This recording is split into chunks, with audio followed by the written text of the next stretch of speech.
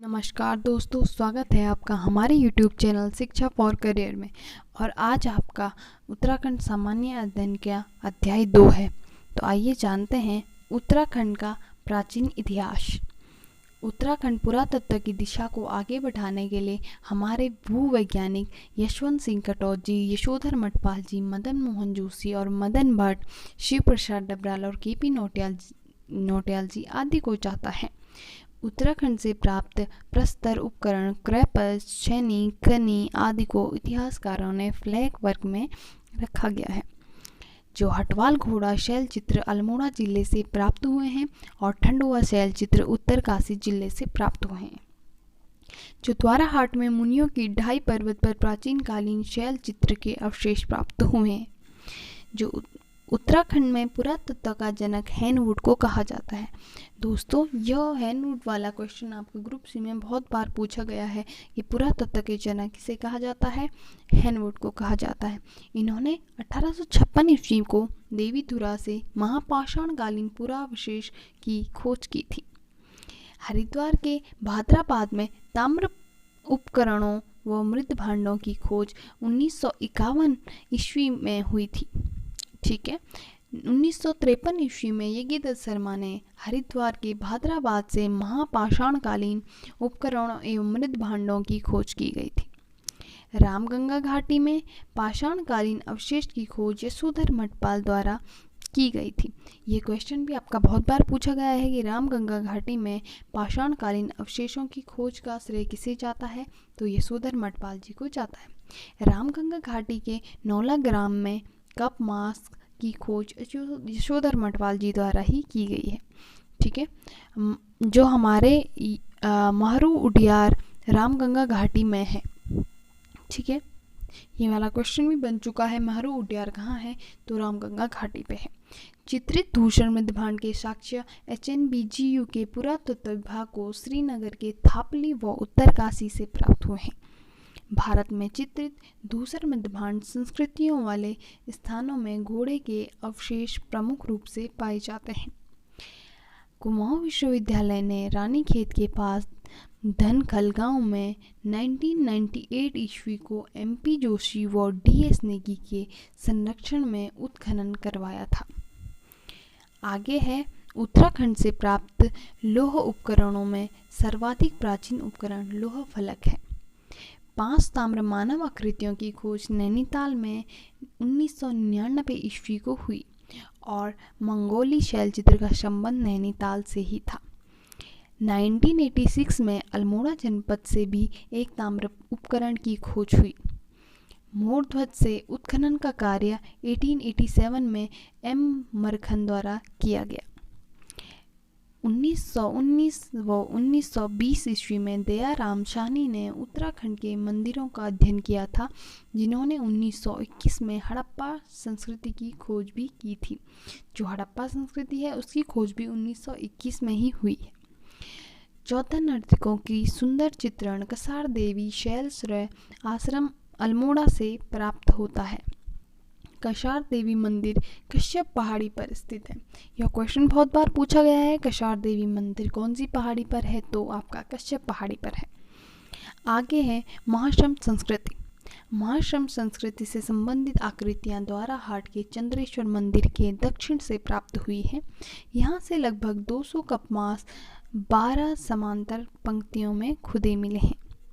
महाश्रम संस्कृति की आकृतियों की खोज 1877 में रिबेट कर्णक द्वारा की गई थी। आगे है आपका कप मास्कों का संबंध महश्रम संस्कृति से है, जिसका सर्वप्रथम उल्लेख कर्णक ने किया था। क्वेश्चन आपका यहाँ से बन सकता है कि जो कप मास्क का संबंध है कौन सी संस्कृति से है? तो आपको आ जाना चाहिए आप महाश्रम संस्कृति से है। और किसके द्वारा उल्लेख है? वो है आपका कर्णक के द्वारा। MP जोशी ने कुमाऊं से प्राप्त महाश्रमकालीन कप मास्क को 7 भागों में विभाजित किया गया था। टॉक एवं मूल्य जनजातियों को महाश्रमकालीन बताया था। पश्चिमी रामगंगा घाटी के नौला ग्राम से डॉक्टर यशोधर मठपाल ने 73 जो कप मास्क की खोज की थी। देवीधुरा में कप मास्क की खोज डॉक्टर MP जोशी ने की थी। गोपेश्वर के समीप मंडल तथा पश्चिमी नयार घाटी में ग्वाड़ आदि स्थानों पर कप मांस की खोज डॉक्टर यशवंत कटोच ने की थी। शिष्ट महाशम संस्कृति में पत्थर से बनी संरचना थी जो मकबरों के रूप में प्रयुक्त होती थी। विशाल खंडों एवं चट्टानों पर बने अखल आकार के उथले गोल गड्ढे पुरातत्व विज्ञान में कप मांस कहे जाते हैं। ठीक है, नेक्स्ट है आपका उत्तराखंड की पुरा प्रजातियाँ। पहली पुरा प्रजाति है आपकी कोल प्रजाति। ठीक है, आइए इसके बारे में जानते हैं। उत्तराखंड में आने वाली प्रथम प्रजाति कोल को माना जाता है। कोल प्रजातियों को लोग देखने में कुरूप व भद्दे थे। पुरा साहित्य ग्रंथों में कोल प्रजाति का वर्णन मुंडा व शबर नाम से मिलता है। कोल प्रजाति नाग पूजा के साथ साथ लिंग पूजा भी करती थी। कुमार कुमारी प्रथा कोल प्रजाति से मिलती है। इस प्रथा में भूटांतिक प्रभाव दिखाई देता है। नेपाल में कोलीय गणतंत्र के शासन की जानकारी मिलती है। शिव प्रसाद डबराल कोल या मुंड जाति को भारत या हिमाचल प्रदेश की प्राचीनतम प्रजाति कहते थे। अब नेक्स्ट प्रजाति है किरात प्रजाति। कोलों के बाद उत्तराखंड में किरातों के आधिपत्य की जानकारी मिलती है। इन्हें किन्नर व कीर भी कहा जाता है। स्कंद पुराण में किरतों को भिल कहा जाता है और इसकी भाषा मुंडा एवं इनका मुख्य खाद्य सत्तू था। यहाँ से क्वेश्चन पुटअप होता है कि स्कंद पुराण में किरातों को क्या कहा जाता था, तो आपको पता होना चाहिए भिल कहा जाता था और इसकी भाषा कौन सी थी, मुंडा थी। ठीक है, किरात प्रजाति भ्रमणकारी पशुपालक व आखेट जाति थी। महाभारत के वन पर्व के अनुसार किरातों ने अपने नेता शिव के झंडे के नीचे अर्जुन से युद्ध किया था। किरातों के साथ अर्जुन का यह युद्ध विल्लव केदार नामक स्थान में हुआ, जिसे शिव प्रयाग भी कहा जाता था। बाणभट्ट की कादंबरी रचना में हिमालय क्षेत्रों में किरातों के निवास की पुष्टि करती है।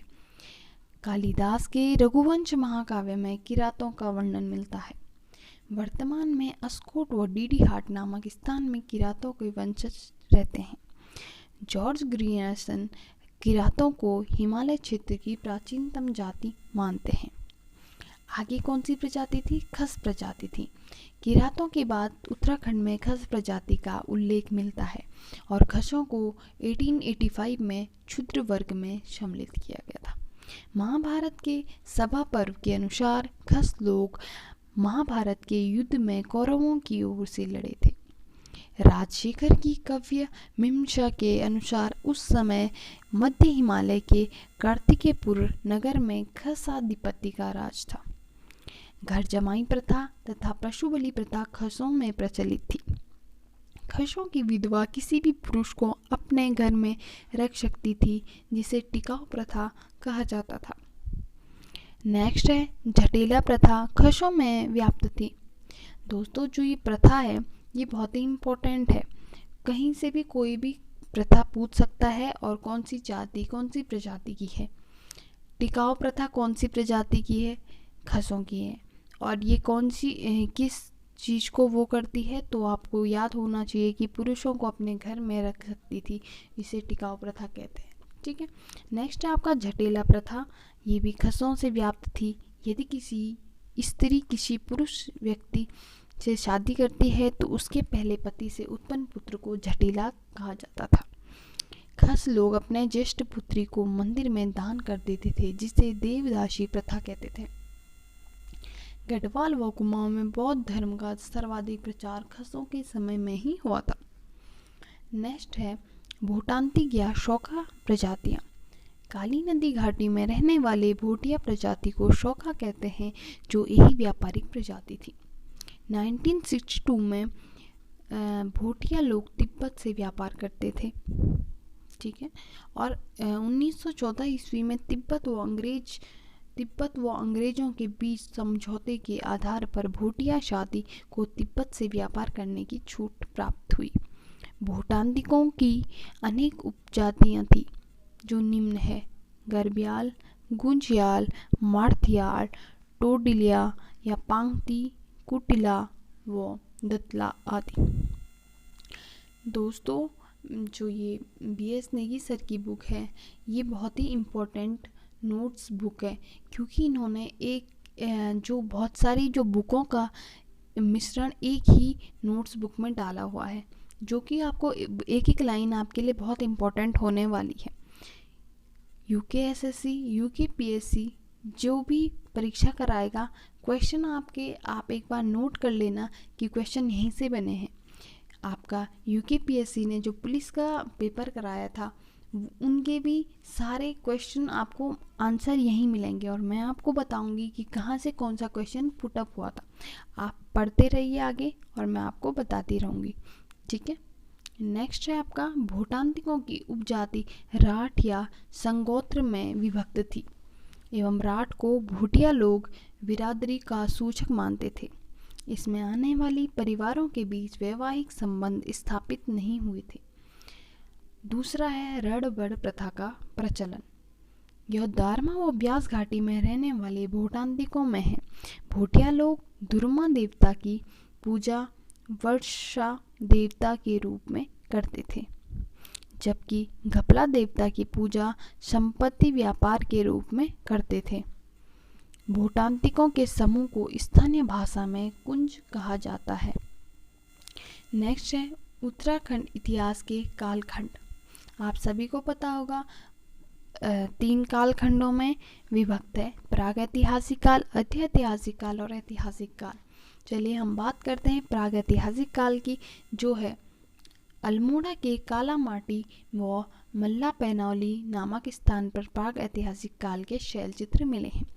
यशोधर मठपाल जी ने नैनीताल में खुटानी नाला से पाषाणकालीन उपकरणों की खोज की थी, ठीक है। उत्तरकाशी के यमुना घाटी में स्थित हुडली नामक स्थान में नीले रंग के चित्रित शैल चित्र प्राप्त हुए हैं। आपको बता दूं, ये हुडली वाला क्वेश्चन बहुत बार परीक्षाओं में पूछा गया है, तो आपको एक एक लाइन ध्यान से पढ़ के और सुननी है। नेक्स्ट है लाखू उडियार। लाखू गुफा की खोज 1968 ईस्वी में डॉक्टर MP जोशी ने की। लाखू गुफा अल्मोड़ा के बाड़ाचीना के निकट दल बैंड पर सुयाल नदी के तट पर स्थित है। इसी लाइन से दोस्तों आपके 5 क्वेश्चन बनते हैं। लाखू उडियार की खोज कब की गई, लाखू उडियार की खोज किसने की, और लाखू उडियार कहाँ पे है और कौन सी नदी के किनारे पे है। तो आपको याद हो जाना चाहिए कि लाखू उडियार 1968 में डॉक्टर MP जोशी द्वारा, और ये अल्मोड़ा के बाड़ाचीना के निकट सुयाल नदी के तट पर है। लाखू उडियार में पशुओं और मानवों के रंगीन शैल चित्र प्राप्त हुए हैं। इन शैल चित्रों में 3 प्रकार के रंगों का प्रयोग हुआ है। लघु गुफा में मिले शैल चित्रों की तुलना कुछ विद्वान भीम बेटिका शैल श्राय से करते हैं, और यहाँ से नागफनी के आकार का एक भव्य शिलाश्रय प्राप्त हुआ था। लाखू उडियार के शैल चित्रों का मुख्य विषय सामूहिक नृत्य या नृतक मंडली है। ग्वारख्या गुफा। ग्वारख्या गुफा को पुरातात्विदों की नज़रों में लाने का श्रेय राकेश भट्ट को जाता है। ग्वारख्या गुफा चमोली के डुंगरी गांव में अलकनंदा नदी के तट पर है। हमेशा लाखू गुठिया और जो लाखू गुफा और जो ये गोरखिया गुफा है, इसमें आप डिफरेंस समझ जाना। उसकी खोज MP जोशी ने करी और इनकी खोज राकेश भट्ट जी द्वारा की गई, ठीक है। वो आपके अल्मोड़ा के बाड़ाचीना में है और ये आपका चमोली के डुंगरी गांव में है, ठीक है। और ये अलकनंदा नदी के तट पर है और सुयाल नदी के तट पर है। गोरखिया गुफा में मानव भेड़ बारहसिंगा के 41 जो रंगीन चित्र मिले हैं, जिसमें 8 चित्र पशुओं के एवं अन्य मानव आकृतियां हैं। नेक्स्ट है गोरखिया गुफा के चित्रों का मुख्य विषय पशुओं को हाँक देकर भगाना अथवा घेरना है, और मनुष्यों को त्रिशूल आकार में अंकित किया गया है। नेक्स्ट है किमानी गांव। किमानी गांव चमोली के थराली के पास पिंडारी नदी घाटी में स्थित है। यहाँ से हल्के सफ़ेद रंग से चित्रित हथियार एवं वृक्षों के शैल चित्र प्राप्त हुए हैं। आगे है आपका मलारी गांव। गढ़वाल विश्वविद्यालय द्वारा 1983 व 2001 में मलारी गांव का सर्वेक्षण किया गया, जो चमोली जिले से सुदूर तिब्बत सीमा पर स्थित है, ठीक है। ये क्वेश्चन बहुत बार आया है, मलारी गांव कहाँ है? आपका चमोली जिले में है। ठीक है। और नेक्स्ट है, मलारी सर्वेक्षण में एक पशु का पूर्ण कंकाल मिला है जिसकी पहचान हिमालयी पशु वृषभ, जिब्बू या जोबा के तौर पर हुई है। मलारी गांव में एक 5.2 केजी का सोने का मुखावरण के साथ नर कंकाल व मिट्टी के बर्तन मिले हैं। यहाँ से प्राप्त जो बर्तन हैं वो पाकिस्तान के स्वात घाटी के शिल्प के समान थे। ये मलारी से जो 5.2 केजी का सोने का जो मुकुट मिला है, इसका आपको ग्रुप सी की बहुत बार आई हुई जो परीक्षाएं हैं, ये क्वेश्चन बहुत बार रिपीट हुआ है, तो आप इसको देखते जाएं। नेक्स्ट है आपका, मलारी गांव से जो काले और धूसर रंग के मृत भांड और जो हत्ते युक्त जो कुतुब पर बना मोनाल का चित्र मिला है, जिसे आगरा भेजा गया था। ठीक है। शिव प्रसाद डबराल ने 1965 ईस्वी में नीति घाटी के मलारी गांव में मंडलाकार शवाधानों की खोज की, जिन्हें राहुल संकृत्या ने खस जाति के शवाधान बताया था। मलारी गांव के शवाधान पहाड़ी काटकर बनाए गए थे और इन शवाधानों में शवों के घुटने मोड़कर ओधे मुंह लटाया गया था। नेक्स्ट है आपका अल्मोड़ा के शवाधान। अल्मोड़ा के पश्चिमी राम गंगा घाटी के नौला जनेल गांव में शवाधानों की खोज यशोधर मठपाल द्वारा की गई थी। अल्मोड़ा के सन्नड़ा व बसेड़ी गांव के शवाधानों की खोज भी यशोधर मठपाल ने की थी। सनाड़ा व बसेड़ी गांव से 2 प्रकार के शवाधान प्राप्त हुए थे, शिष्ट एवं ऑर्न बैरियल। ठीक है। क्या क्या प्राप्त हुए थे? शिष्ट एवं ऑर्न बैरियल। और कहाँ से प्राप्त हुए थे? अल्मोड़ा से प्राप्त हुए थे। और किसने खोज की थी? यशोधर मठपाल जी द्वारा खोज की थी। नेक्स्ट है लेथप। लेथप भी आपका अल्मोड़ा जिले में लाल रंग के इस चित्रित 3 शैलाश्रय प्राप्त हुए हैं। लेथप का अर्थ रक्त चित्र है। ठीक है। लेथप के शैल चित्रों में मानव का शिकार कराते हुए और हाथों में हाथ डालकर नृत्य करते हुए दिखाया गया है। नेक्स्ट है पेटशाल व फड़कानौली। ये जो टॉपिक है, इससे बहुत ही बार ज़्यादा क्वेश्चन आए हुए हैं, तो आपके लिए ये एक एक लाइन बहुत इंपॉर्टेंट है। फड़कानौली की खोज 1985 में यशोधर मठपाल जी द्वारा की गई और पेटशाल की खोज 1989 ईस्वी में यशोधर मठपाल जी द्वारा की गई। अल्मोड़ा के पेटशाल में कत्थई रंग की मानव आकृतियाँ प्राप्त हुई और ये दोनों स्थल सुयाल नदी के तट पे है। कौन कौन? पेटशाल और फड़कानौली दोनों सुयाल नदी के तट पर हैं और अल्मोड़ा के फड़कानौली में 3 शैलाश्रयों की खोज हुई थी। ठीक है। नेक्स्ट है फलसीमा। ये भी बहुत बार पूछा गया है कि अल्मोड़ा के फलसीमा में योग एवं नृत्य मुद्रा में मानवा चित्र प्राप्त हुए हैं। फलसीमा में 2 चट्टानें हैं जिन पर 2 कप मांस बने हुए हैं। नेक्स्ट आपका बनकोट। पिथौरागढ़ के बनकोट से 8 ताम्र मानव आकृतियाँ प्राप्त हुई हैं। बनकोट के ताम्र आकृतियों की खोज 1989 में हुई थी। बनकोट से प्राप्त उपकरणों को अल्मोड़ा के राजकीय संग्रहालय में रखा गया है। ताम्र उपकरणों की खोज राज्य के बनकोट एवं भाद्राबाद एवं अन्य स्थानों में भी हुई है। नेक्स्ट आपका ऐतिहासिक काल का दूसरा पार्ट आ गया है, अध्य ऐतिहासिक काल। आइए जानते हैं यहाँ से क्या क्या प्राप्त हुए हैं और किस प्रकार से हमें प्राप्त हुए हैं। आद्य ऐतिहासिक काल के प्रमुख स्रोत हैं पौराणिक ग्रंथ। ठीक है। उत्तराखंड का जो प्रथम उल्लेख ऋग्वेद में मिलता है, जिसमें इस क्षेत्र को देवभूमि एवं मनुष्यों की पूर्ण भूमि कहा गया है। बहुत बार क्वेश्चन आ चुका है, ऋग्वेद में उत्तराखंड को क्या कहा गया है?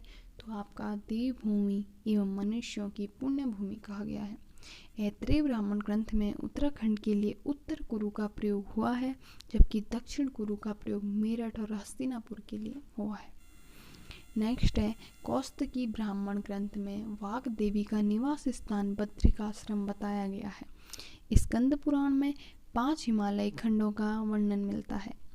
5 हिमालय खंडों में निम्न प्रकार से है: नेपाल, केदारखंड, मानसखंड, कश्मीर और जलंधर। स्कंद पुराण में माया क्षेत्र से हिमालय तक के विस्तृत क्षेत्र को केदारखंड, जबकि नंदा देवी पर्वत से कालगिरी तक के क्षेत्र को मानसखंड कहा गया है।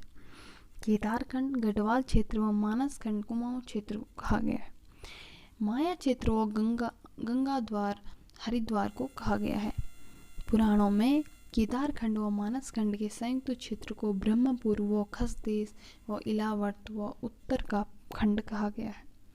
ठीक है, आपको हो जाना चाहिए याद केदारखंड किसे कहते हैं, मानसखंड किसे कहते हैं, और जो पुराणों में केदारखंड व मानसखंड के पूर्ण संयुक्त क्षेत्र को क्या कहा जाता है, ब्रह्मपुर कहा जाता है। केदारखंड को गढ़वाल क्षेत्र और मानसखंड को कुमाऊं क्षेत्र।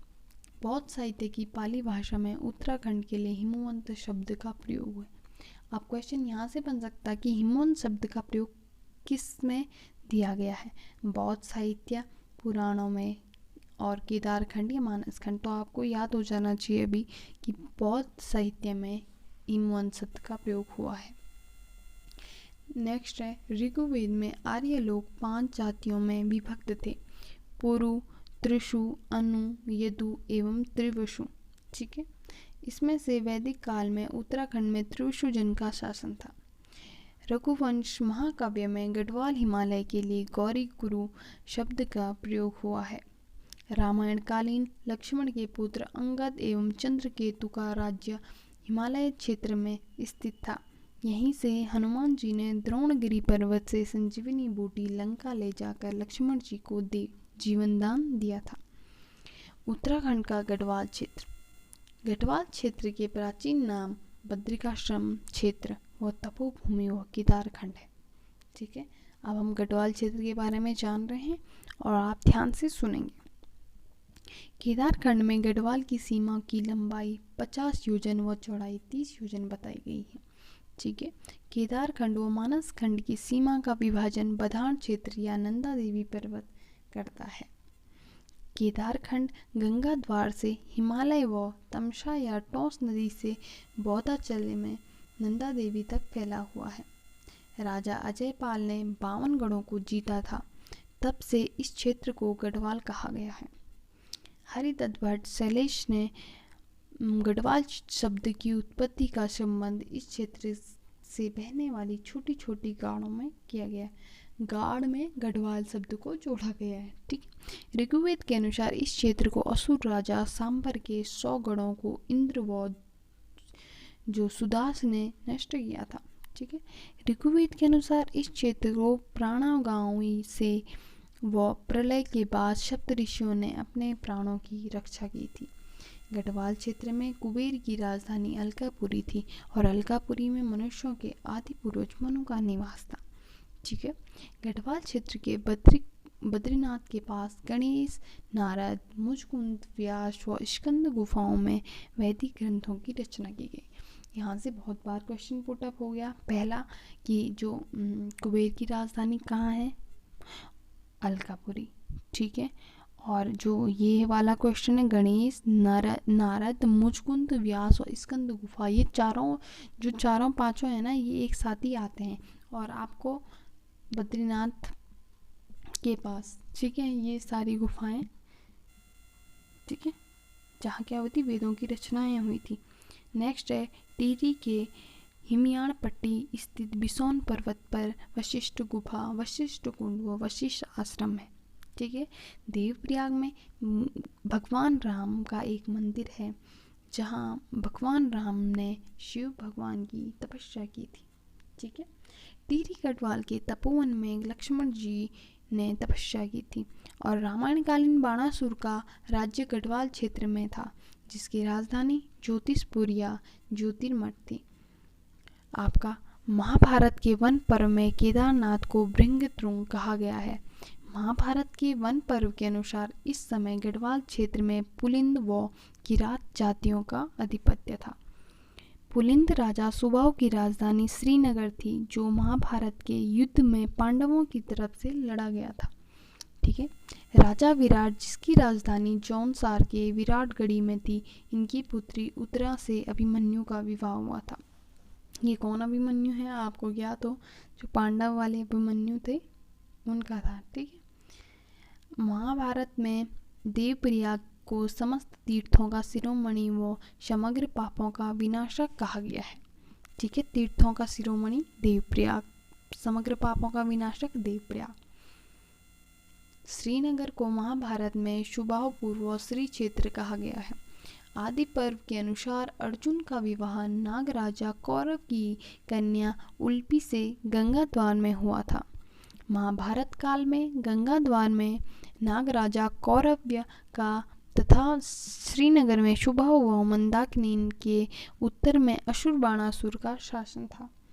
वन पर्व के अनुसार लोमेश ऋषि के साथ पांडव गढ़वाल क्षेत्र आए थे। ठीक है, पांडव, ये वाला क्वेश्चन बहुत बार पूछा गया कि पांडव जो गढ़वाल आए थे किसके साथ आए थे? लोमेश ऋषि के साथ। ठीक है, श्रीनगर को महाभारत में क्या कहा गया है? शुभापूर्व श्री क्षेत्र कहा गया है।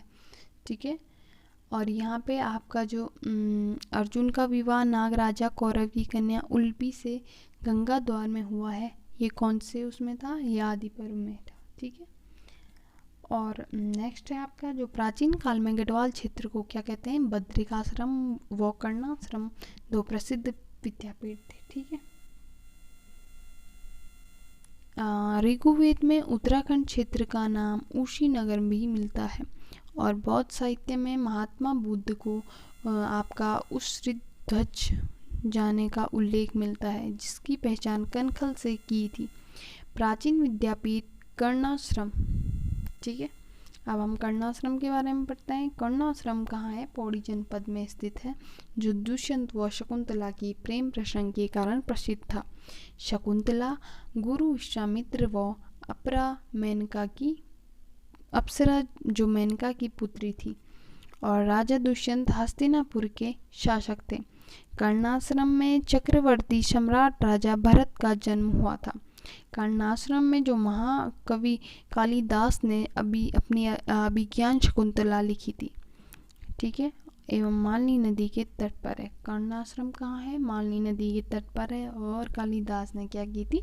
अभिज्ञान शकुंतलम की रचना की थी। कर्णाश्रम का वर्तमान नाम चौका घाट है और कर्णाश्रम के कारण कोट द्वार का नाम कर्ण नगरी करने का प्रस्ताव रखा गया। कर्णाश्रम या चौका घाट में बसंत पंचमी के दिन मेला लगता है। अब नेक्स्ट पढ़ते हैं उत्तराखंड का कुमाऊं क्षेत्र। ठीक है,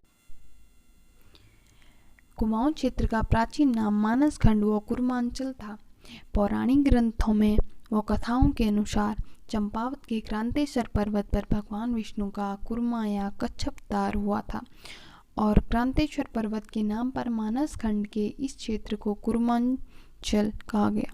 कुर्मांचल संस्कृत नाम से आगे चलकर प्राकृत व कुर्मू और हिंदी में कुमाऊं हुआ। स्कंद पुराण के मानसखंड का प्रारंभ राजा जन्मेजय और शुद्ध पौराणिक के बीच संवाद में होता है। ब्रह्मा व वायु पुराण के अनुसार कुमाऊं क्षेत्र में किरात, गांधर्व, किन्नर व यक्ष व नाग एवं विद्याधर जाति निवास करती थी। अल्मोड़ा का जाखन देवी का मंदिर इस क्षेत्र में यक्षों के निवास की पुष्टि करता है। कुमाऊं क्षेत्र में बैनी नाग, बैरी नाग व काली नाग, पिलंग नाग, वासुकी नाग आदि मंदिर नाग जाति के निवास की पुष्टि करते हैं। नाग मंदिरों में सबसे प्रसिद्ध बैनी नाग का व बैरी नाग मंदिर पिथौरागढ़ में स्थित है। मंदिरों से कई बार क्वेश्चन पूछे गए हैं कि बैनी नाग व बैरी नाग का मंदिर कहाँ स्थित है, तो आपको अब याद हो जाना चाहिए, पिथौरागढ़ में है। मानस खंड के अनुसार जागेश्वर धाम में भगवान शिव ने तपस्या की थी और कार्तिकेय का जन्म यहीं पर हुआ था। ठीक है, कहाँ हुआ था कार्तिक का जन्म?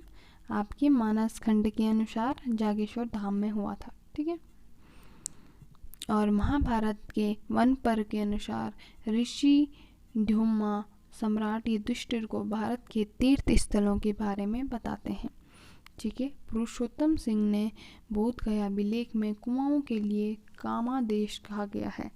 तो आपको क्वेश्चन कामादेश वाला भी बना हुआ है कि जो बोध गया अभिलेख में कुमाऊं के लिए क्या शब्द का प्रयोग है? कामादेश शब्द का प्रयोग हुआ है।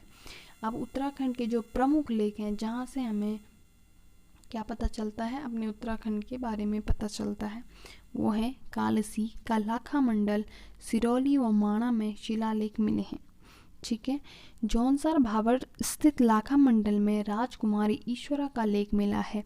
इसके अनुसार यमुना उपत्यका में योद्धमों का शासन था। ठीक है। देवप्रयाग व कल्पनाथ में गुफा के अंदर दीवारों पर लेख मिले हैं। नैनीताल व बाड़ावाला में ईंट पर उत्कीर्ण लेख मिले हैं। ठीक है। गोपेश्वर व बाड़ाहाट से त्रिशूल लेख मिले हैं। गोपेश्वर के रुद्र शिव मंदिर में 6वीं सदी के गणपति नाग व 12वीं सदी के अशोक चल के त्रिशूल मिले हैं। ठीक है। कहाँ से मिले हैं? गोपेश्वर से मिले हैं। और बाड़ाहाट त्रिशूल लेख में शंख लिपि का प्रयोग हुआ है। देवलगढ़ व कोलसारी से मृत्युपीठ लेख मिले हैं। कुषाणकालीन मुद्राएं मुनि की रेती तथा सुमाड़ी से प्राप्त हुई है। ठीक है। मुनि की रेती तथा सुमाड़ी से प्राप्त हुई हैं कुषाणकालीन मुद्राएं जो हैं। कार्तिकेयपुर राजाओं के ताम्रपत्र एवं शिलालेख पांडुकेश्वर से 4, कंडारा से 1, बैजनाथ, बागेश्वर एवं बालेश्वर से प्राप्त हुए हैं एक। ठीक है। नेक्स्ट है आपका अल्मोड़ा सिक्के कुड़िन शासकों से संबंधित है। ठीक है। जो अल्मोड़ा सिक्के हैं वो किससे शासक? कुड़िन शासकों से संबंधित है। इनमें शिवदत्त, शिवपालित, हरिदत्त, गोमित्र के नाम पर लिखित है। इनकी खोज 1975 ईस्वी में हुई थी। ठीक है। 3री सदी का मुद्रालेख मोरध्वज से प्राप्त हुए हैं। शिलालेख शब्दावली, ये भी आपकी काफ़ी इम्पोर्टेंट है। जो आपका पल्लिका किसे कहते हैं? छोटे ग्राम को कहते हैं। आपका महत्तम, जो ग्राम का शासक होता है उसे महत्तम कहा जाता था। भृत्य कहा जाता था सेवक को, प्रतिहार कहा जाता था द्वार रक्षक को, और कोटपाल कहा जाता था गढ़ रक्षक को, और बाल सैन्य कहा जाता था सेना नायक को। अक्षपटलिक कहते थे लेखा परीक्षक को, और कुलचारी कहते थे तहसीलदार को, और तालुका कहा जाता था तहसील को, और महादंड नायक कहा जाता था प्रधान सेनापति थे। ठीक है। अब ये मोस्ट इम्पॉर्टेंट आपका कालसी का शिलालेख, आपने बहुत बार इसके बारे में सुना होगा, अशोक का कालसी का शिलालेख। आइए हम जानते हैं। जो कालसी के शिलालेख की खोज ये फॉरेस्टर ने की थी, 1860 ईस्वी में की थी। ठीक है। जिसका निर्माण मौर्य शासक अशोक ने 257 ईस्वी पूर्व की थी। यहाँ से बहुत बार क्वेश्चन आ चुके हैं। 257 ईस्वी में अशोक के शिलालेख की खोज 1860 ईस्वी में किसने करी थी? फॉरेस्ट ने करी थी। कालसी लेक देहरादून जिले में यमुना एवं टॉस के संगम पर स्थित है एवं अमलावाड़ गाड़ भी बहती है। ठीक है। कालसी शिलालेख की स्थानीय भाषा में चित्रित शिला कहते हैं। चित्रशिला कहते हैं। इस शिला में हाथी का चित्र मिलता है। कालसी शिलालेख प्राकृत भाषा में ब्राह्मी लिपि में रचित है, जबकि पाली इस समय जनसाधारण की भाषा थी। कालसी शिलालेख अशोक ने घोषणा की कि मैंने अपने राज्य के हर स्थान पर मनुष्यों एवं पशुओं की चिकित्सा व्यवस्था की और लोगों से हिंसा त्यागने व अहिंसा अपनाने की बात कही है। कालसी अभिलेख में यहाँ के निवासियों के लिए पुलिंद कहा गया है और इस क्षेत्र को अपरांत कहा गया है। बहुत बार क्वेश्चन बन चुका है कि पुलिंद किसे कहते हैं। कालसी अभिलेख में पुलिंद किसे कहा जाता है और अपरांत किसे कहा जाता है। कालसी का प्राचीन नाम शुद्धनगर व कालकूट था। ठीक है। शुद्धनगर और कालकूट था, जो कुलिंदों की राजधानी भी रही है। ठीक है। और अब लास्ट में हम आपको विभिन्न ग्रंथों के बारे में बताएंगे। ठीक है। आइए जानते हैं विभिन्न ग्रंथों में उत्तराखंडों के स्थलों का नाम। आपने ऊपर भी पढ़ा है, बट मैं आपको फिर से रिवाइज कराना चाहती हूँ। बहुत इंपॉर्टेंट है। 1 नंबर का क्वेश्चन यहीं से बनता है। ठीक है। जो विष्णु पुराण है उसमें अलकनंदा का नाम दिखाया गया है। मत्स्य पुराण में कैलाश व अलकापुरी, और हर्षचरित में तुषार शैल व श्री पर्वत, मेघदूतम में कनखल व अलकापुरी का, रघुवंश महाकाव्य में गौरी गुरु, कुमार ऋषभ में शिव पार्वती विवाह नागधिराज, विनय पत्रिका में मंदाकिनी और बद्रिकाश्रम, जहांगीरनामा में लक्ष्मी चंद व श्याम शाह के बारे में, पृथ्वीराज रासो तृतीय में कुमाऊँगढ़ और बोध गया अभिलेख में कुमाऊँ के लिए कामादेश, मानवोदय काव्य में कुमाऊँ के लिए कुर्मांचल और रामायण काल में कुमाऊँ के लिए उत्तर कौशल, वायुपुराण एवं श्रीमद् भागवत में शरयू कौशिक कहा गया है। दोस्तों, आज अध्याय 2 कंप्लीट हो चुका है आपका। और अगर आपको वीडियो अच्छी लगी हो तो लाइक, कमेंट